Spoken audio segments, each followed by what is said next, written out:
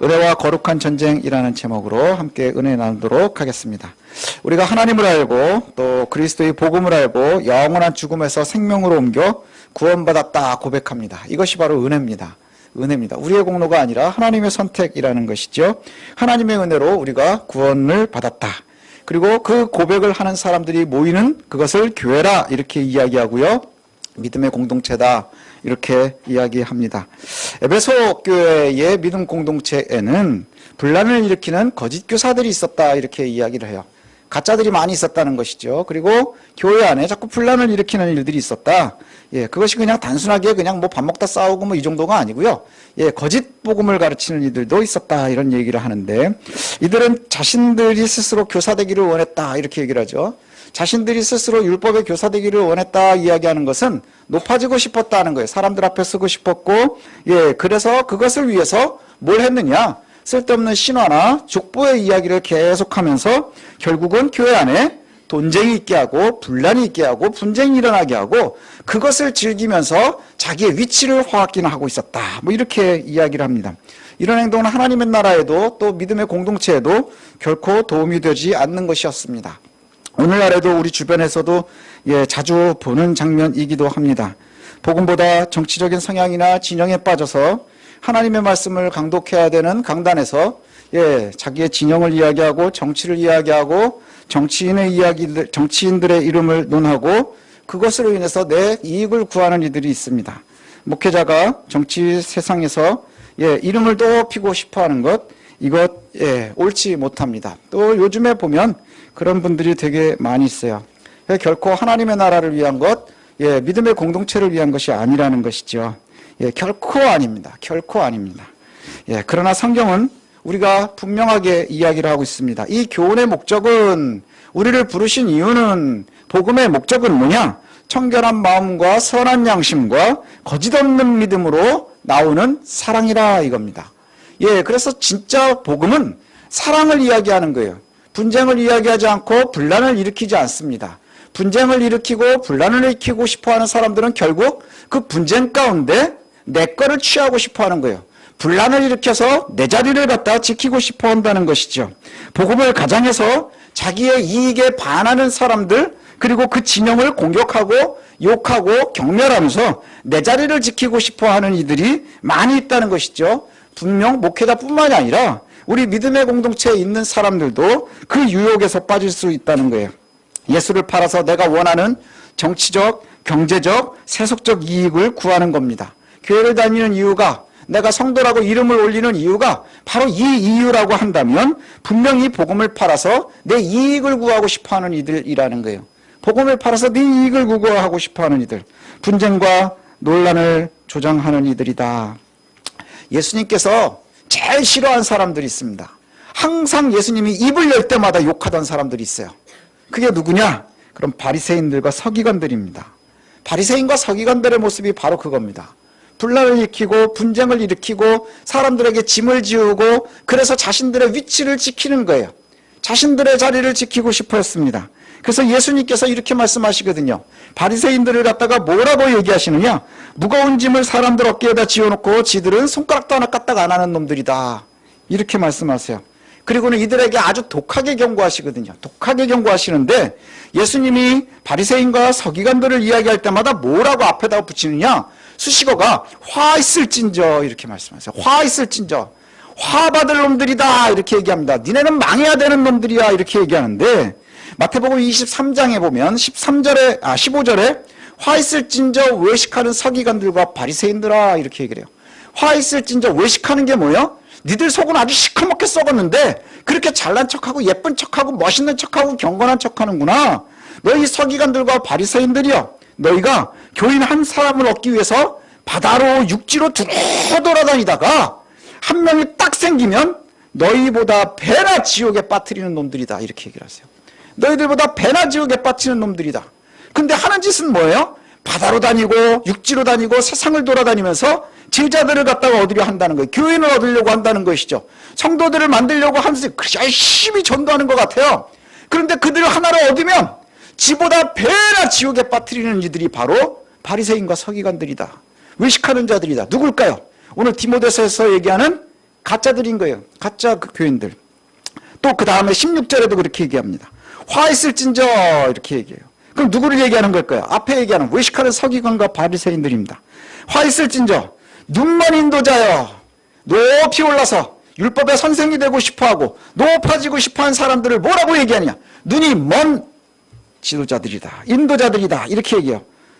너희가 말하되 누구든지 성전으로 맹세하면 아무 일 없거니와 성전에 금으로 맹세하면 지킬지니라 이렇게 얘기를 해요. 그들이 높은 자리에 있기 싶어하고 그 다음에 경건해 보이고 싶어하고 그 다음에 가르치는 자리에 들고 싶어하는 이유가 뭐냐? 금 때문이라는 거예요.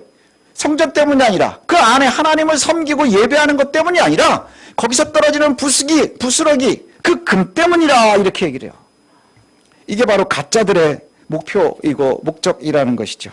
이후에도 예수님께서는 그 마태복음 23장에 보면 바리새인과 서기관들을 계속 뭐라고 얘기하느냐? 화 있을진저라는 수식어를 붙여서 부르십니다.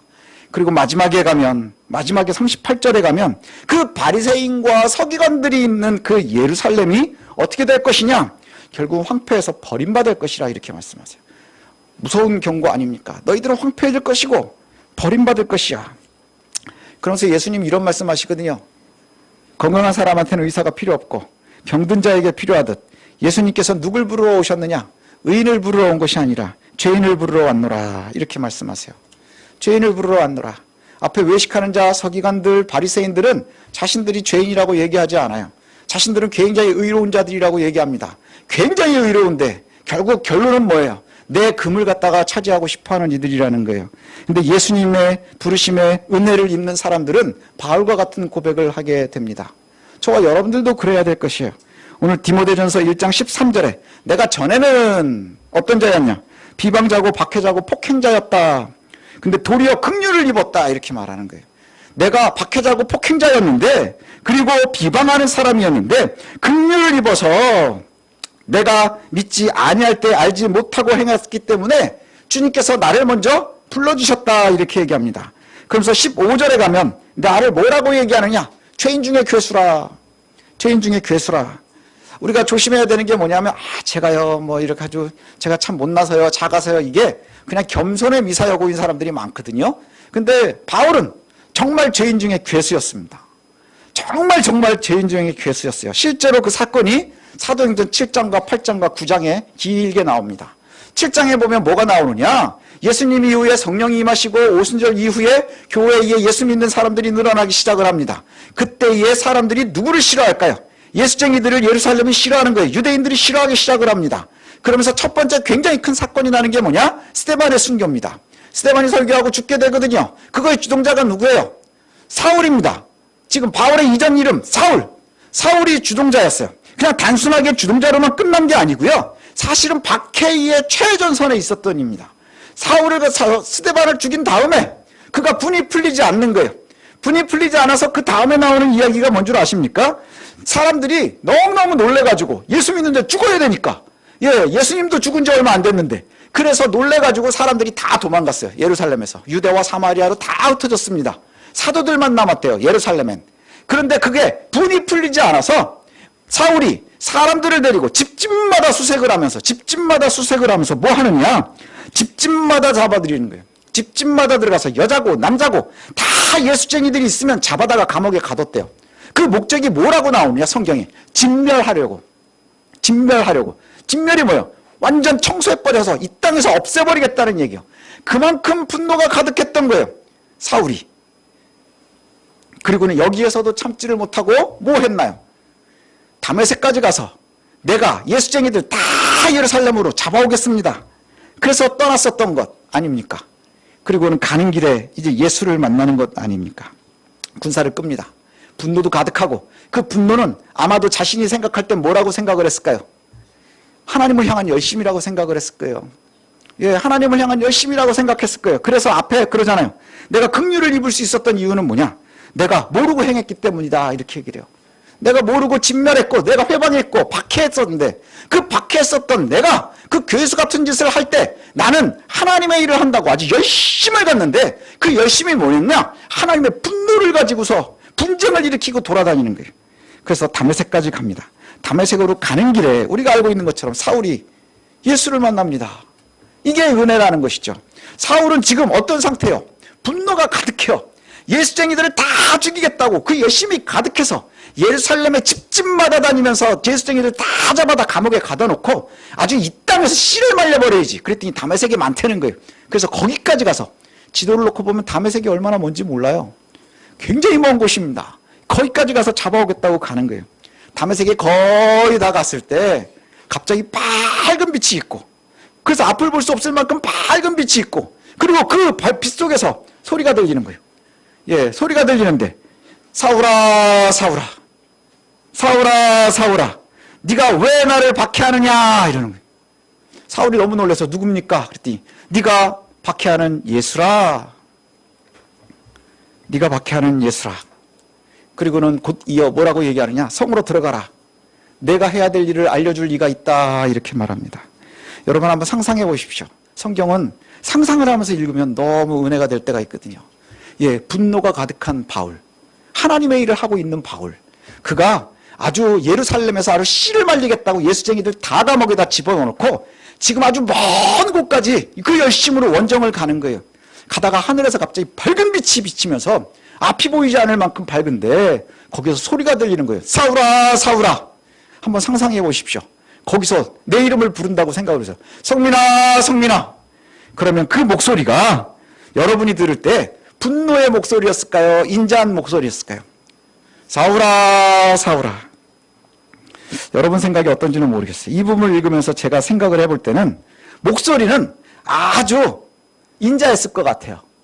사울아 사울아 내가 왜 나를 박해하느냐 할 때 저는 그냥 제 상상입니다.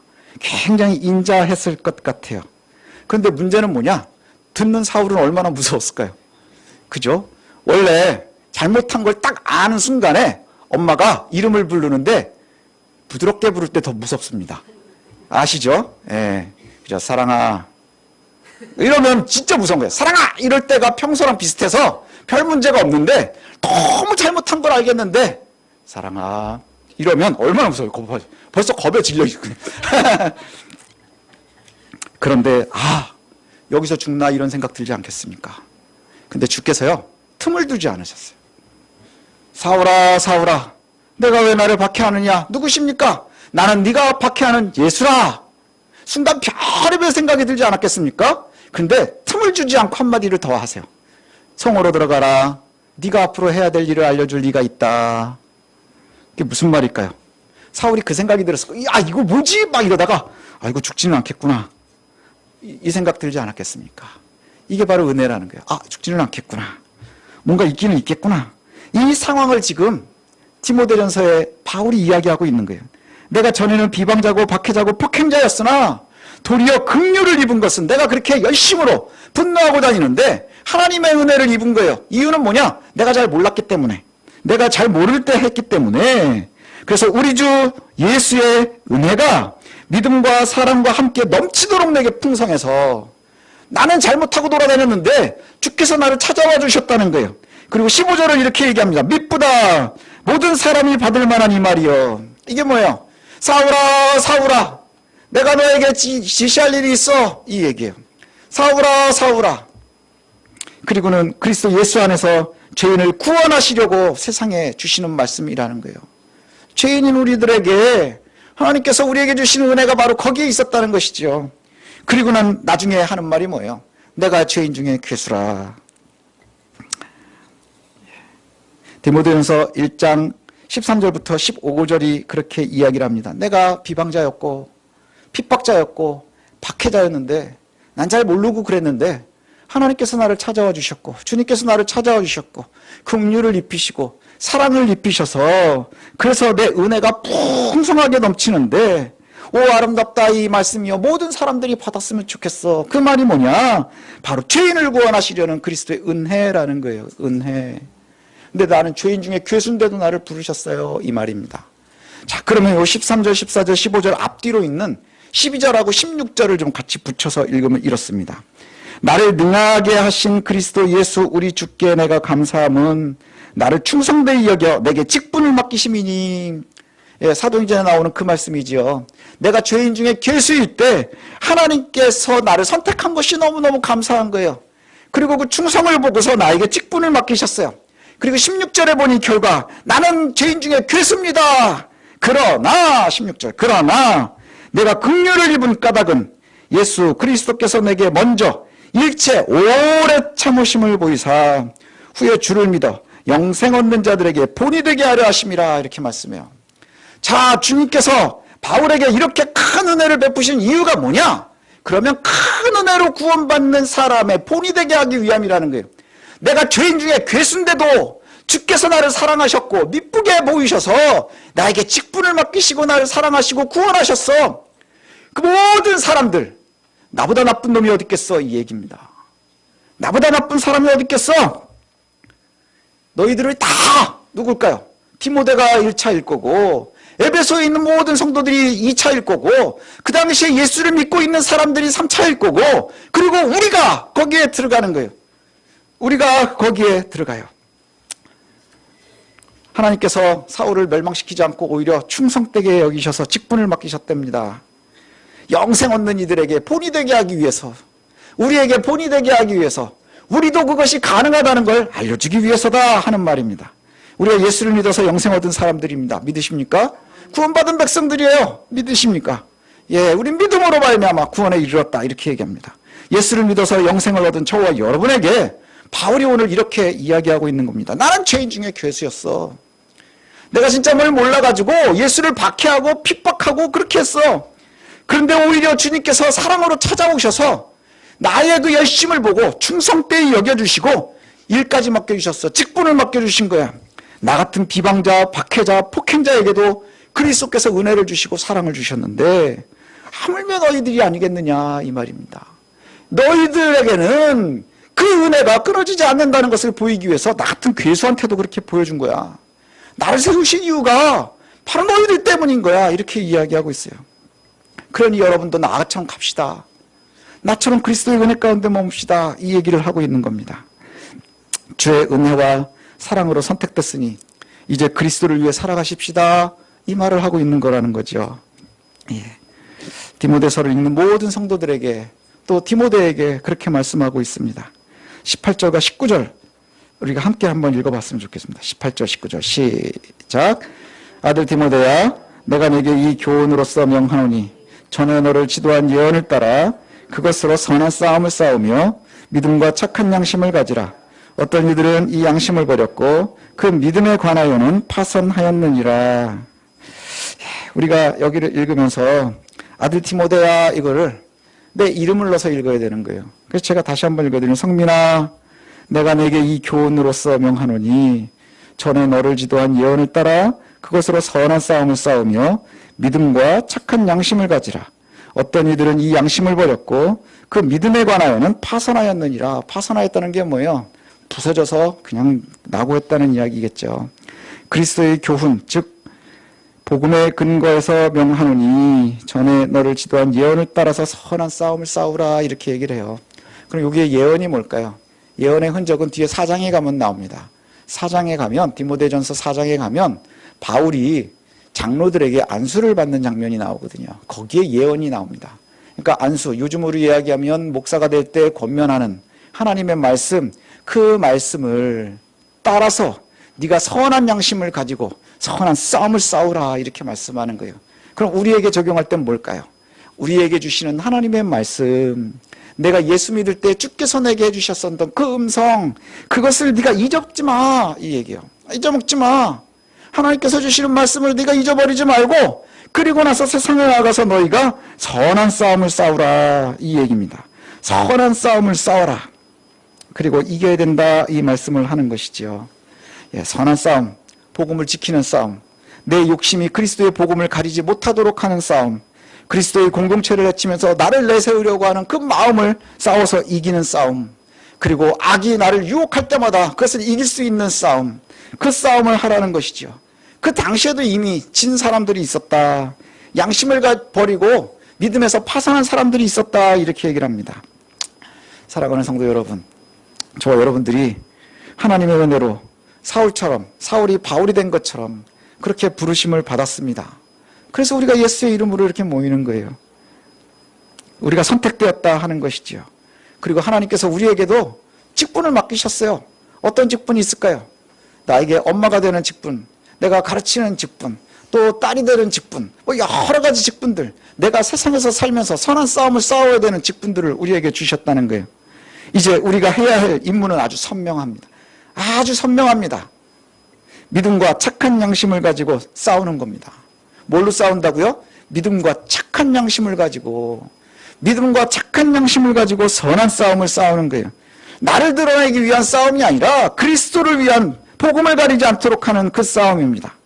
거짓 선생들은 분쟁을 일으키고 그 선한 싸움을 한다고 자랑할 거예요. 분쟁을 일으키고 그 다음에 싸움을 만들어내면서 그러면서도 자기는 선한 싸움을 한다고 생각할 거예요. 마치 예수를 믿는 사람들을 박해하고 있었던, 비방자로 살고 회방자로 살고 박해자로 살던 그 사울의 열심히 자기는 선한 싸움을 싸운다고 생각을 했겠죠. 그러나 선한 싸움인지 아닌지는 어디에서 나오느냐? 그 결과가 분쟁이냐 분노냐 아니면 사랑이냐에 있는 거예요. 선한 양심과 믿음으로 나오는 그 사랑이 선한 싸움의 결과라는 것이죠. 불필요한 논쟁으로 분쟁을 일삼는 일에서 우리가 떠나야 됩니다. 항상 믿음과 선한 양심을 따라 살아야 합니다. 이것이 그리스도께서 십자가에서 달려 죽으시면서 우리를 선택하신 이유고 우리를 부르신 이유라는 거예요. 사울을 부르실 때처럼 사울아 사울아 내가 성으로 들어가라 너의 할 일을 알려줄 것이라 하심처럼 저와 여러분을 부르실 때에도 성민아 네가 이제 나를 알았으니 네가 할 일이 있단다 라고 말씀하심과 다르지 않다는 것이죠. 이제부터 우리는 박해하는 사울이 아니라 복음을 들고 나아가는 사도 바울이어야 합니다. 세상은 우리에게 끊임없이 시비를 걸고 분쟁을 일으키고 싸움을 걸어옵니다. 그러나 우리가 거기에서 분쟁으로 대하는 것이 아니라 결국 우리는 사랑으로 선한 싸움을 싸워야 할 겁니다. 선한 싸움을 싸는 거예요. 그리고는 누가 이길까요? 이 싸움은 정해져 있는 겁니다. 우리가 이깁니다. 과정 중에 힘들 수는 있지만 결국 그리스도의 영이 이기는 겁니다. 하나님의 편이 이기는 겁니다. 분쟁이 아니라 사랑이 이기는 겁니다. 그래서 그 날들을 기억하시고 또 기대하시면서 늘 우리가 선한 싸움으로 승리하는 저와 여러분들 되시기를 소원합니다. 선한 싸움을 싸우십시오. 그리고 반드시 이기십시오. 내 힘으로는 안 됐으리라도 하나님께서 이기게 하십니다. 복음으로 이길 수 있는 저와 여러분들 되시기를 원합니다.